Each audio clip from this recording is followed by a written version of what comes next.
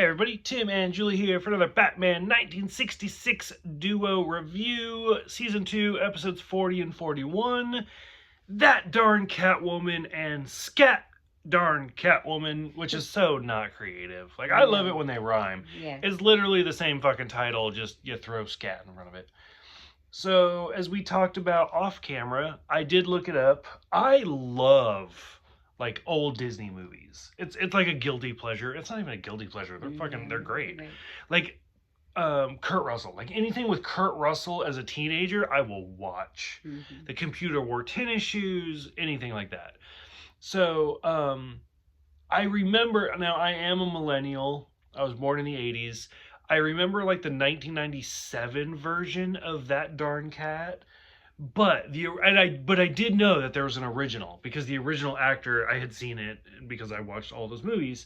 Like I watched Flubber with Robin Williams. I also watched The Nutty Professor with Jerry Lewis. Mm-hmm. So like I had this weird mixture. None of this has to do with Batman. Doesn't matter. Anyways, so I watched the 1997 version of That Darn Cat, and I had seen the original as well. The only reason I bring it up is it came out in 1965. Because I had mentioned to you. I was like, I wonder, like, this had to have come out after that. So, all of that, looping back around, still about to go on another tangent.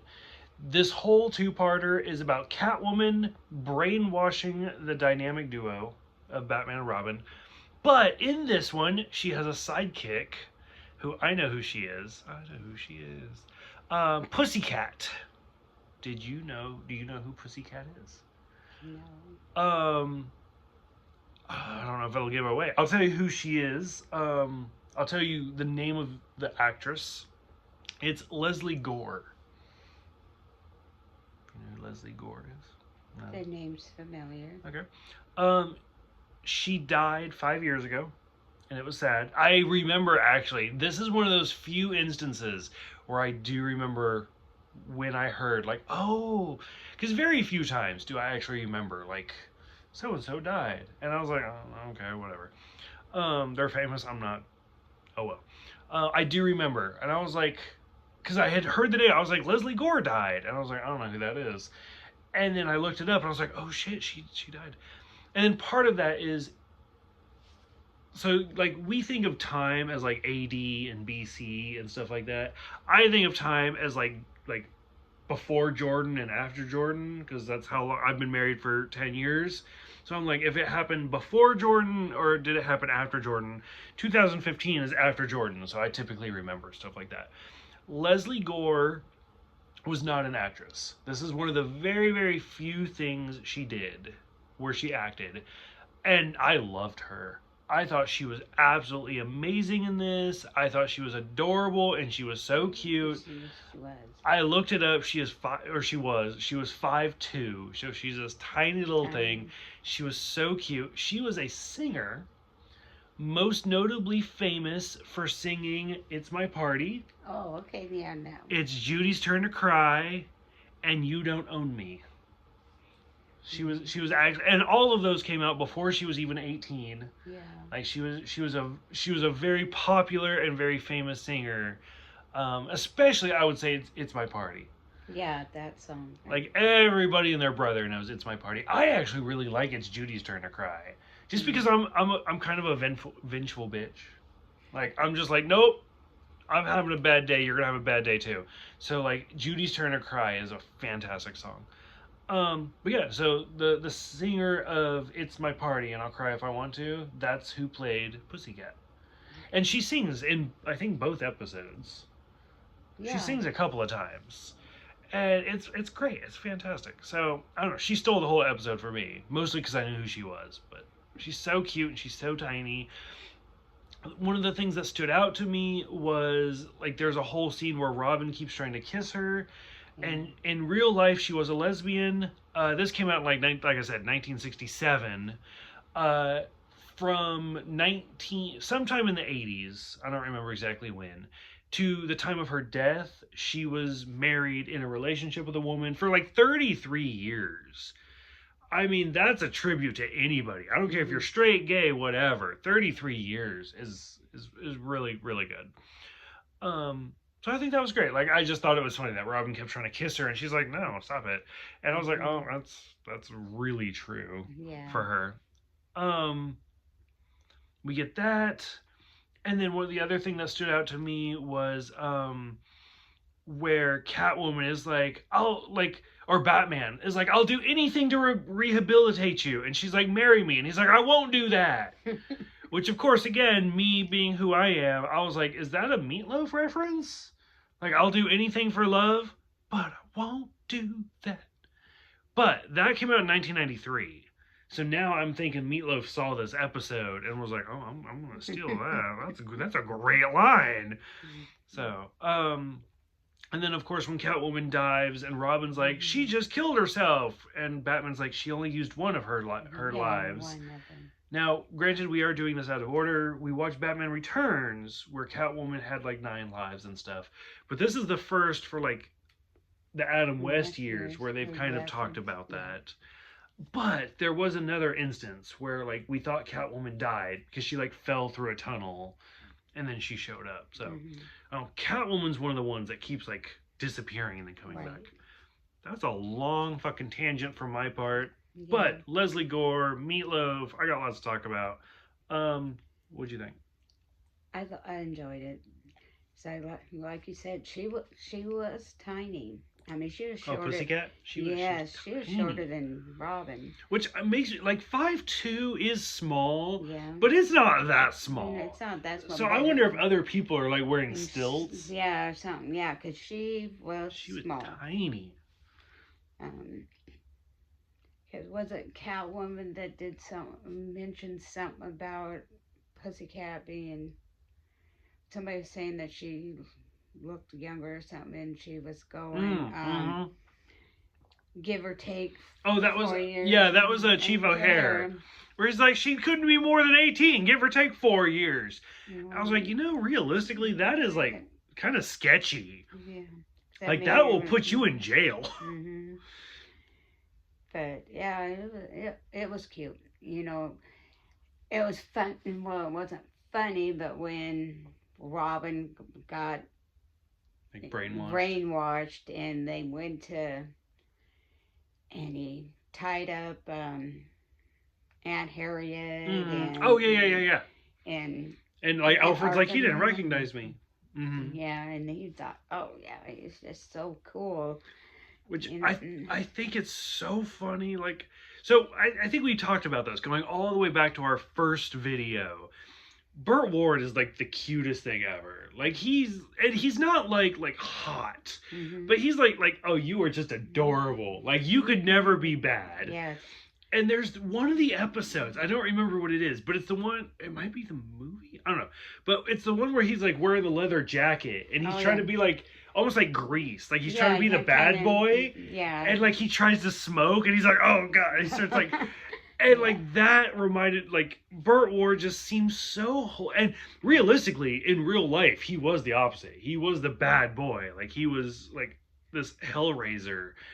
But like looking at like this Dick Grayson, I was like, you were just so cute, and you just being like, come on, baby mama, like what the fuck is that? Yeah. Like what are you doing? And he's like, it's so, oh God, he cracked me up. Yeah, because it wasn't Robin. And that's a credit to Burt Ward's acting. Yeah. Because like I said, like in Offset, like he was notorious for like chasing women.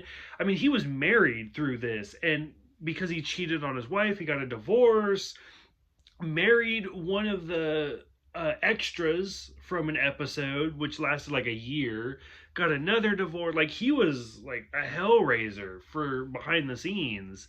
But just looking at like this Dick Grayson, like he's so wholesome and so cute, like with his little vest, and he's like, jeepers. Or holy, like holy whatever, Batman. Like he's so cute, and like just anytime, which is weird because anytime he tries to be this bad boy, you're like, oh, look at you about to get your ass kicked. Like you Which, I mean, realistically, it's like I said, it's almost the same as Grease. Like, anytime Yeah. I watch, as much as I love Grease, don't get me I wrong, love it. but like John Travolta does not give that bad boy vibe. No. Like, even him trying to be the T-Bird, him Mhm. trying to be the leader of the T-Bird, I'm like, you are so cute. Like, I'm not buying it, but you're adorable right now. Mhm. Um, Yeah. yeah, And then when Batman got brainwashed, it was and he faked it. yeah, because he used some one of his many Anti-bat pill or something. yeah, Yeah. something. Which, as soon as he was like, "Can I take a pill first?" I was like, "Are you fucking he serious did. right now?" Yeah, I Like- knew he was taking something to counteract. Mm-hmm. But it's funny how he always has something to take to avoid every. And my favorite moment in this whole thing, like, so we've seen a lot of really bad fights, fights. Yeah, you already know, yeah. And it's where they go to do the big fight. I gotta put my drink down. I can't even do this.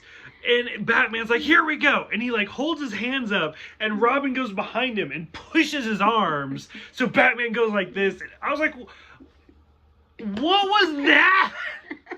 Like, I almost wanted to stop it and watch it again, but I was like, I can't handle that 2 times in a row. No, Like, I was like, that doesn't even make sense. Why? Out of all of the bat fights, that stood out. I don't even know how many. I don't even know how many episodes there are in Batman. 60, 90, roughly 150. I feel like that's the one. That maneuver is going to stand out. Yes. So, I loved this one. So Much more than the 3-parter. Yes.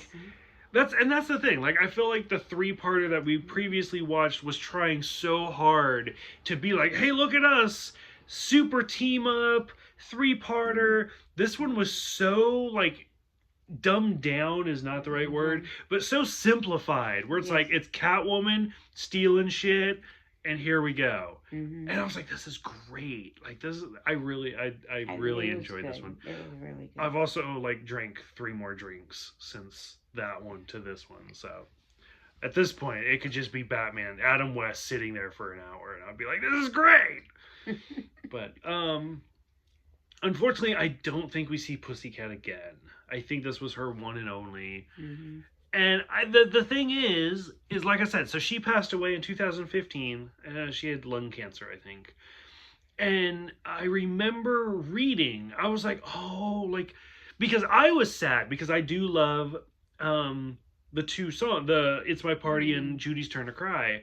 And I was like, that's really sad that she passed away. Because, I mean, it's sad. She's a singer, she's famous.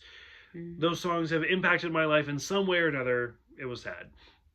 And I remember, like, kind of reading up on her that she had played in Batman, but I had never seen the Adam West series. And I was like, oh, that's kind of interesting. Like, I didn't know that. Who knows? And, I mean, 5 years ago, I never thought I'd do a YouTube channel. I never thought I'd be doing these drunk reviews. And I was like, who knows? Maybe someday I'll see it. And it's one of those instances, like, there's been a lot of times before I ever watched these episodes that, because I never really watched a full episode in order, but I knew a lot. Like, I knew the Bat Dance, and I knew Leslie Gore was in it, and I knew Vincent Price was in it, and I've known a lot about the Adam West years, right, because I'm a Batman fan. But to finally get to this moment, it is very sad. To be like, oh, you know what? You passed away 5 years ago. I was sad, but I didn't actually appreciate you. And to get to this moment, it just kind of makes it even more sad. Right. Again, that's a long tangent, and I apologize for that, but does that make sense? Yeah, but she played a good part. She was fantastic. She was really good. And I don't know, if somebody watches this and they're like, I don't even know who the fuck Leslie Gore is, I would hope most people know, at least. I know a lot of people know It's My Party. Yeah. I feel like that's a really popular song. But I don't think a lot of people know it's Judy's Turn to Cry. And I love that. I might have heard it once, but... Oh, it's fantastic. But... Like, it's literally the sequel. So, like, It's My Party, I Don't Cry If I Want To is about, she's at a party, and Judy takes her boyfriend and they walk outside, and she's like, Judy's wearing his ring and stuff like that. I can't sing, so that's what you get. So it's her party, but she's crying because her boyfriend and Judy just left. And then later after that, she released the sequel called It's Judy's Turn to Cry, where she literally steals her boyfriend back, and she's like, fuck you, Julie, he's still mine. And now Judy's crying. And I was like, I can't even imagine what it's like to be a teenage girl. But if these two songs are anything like that, like, y'all had it rough. Because it's so complicated. Yeah. Okay, that's all I got. This is a long video for just 2 episodes, but it's a really good 2 episodes. Cute. Yes, I enjoyed it. Anything else? No. No? Okay. So, for those who have seen it, what did you think about seeing the return of Julie Newmar, the one and only Leslie Gore playing Pussycat, the Super Punch, that's all I can call it. No. All of that, go ahead, let us know. Thank you for watching. Thank you for subscribing. And we'll see you next time for the second and final 3-parter for Season 2. We don't do another 3-parter until Season 3. But the final 3-parter for Season 2, Penguin is a girl's best friend, Penguin sets a trend, and Penguin's disastrous end. I don't know who the villain for these 3 are, but it should be great. Okay.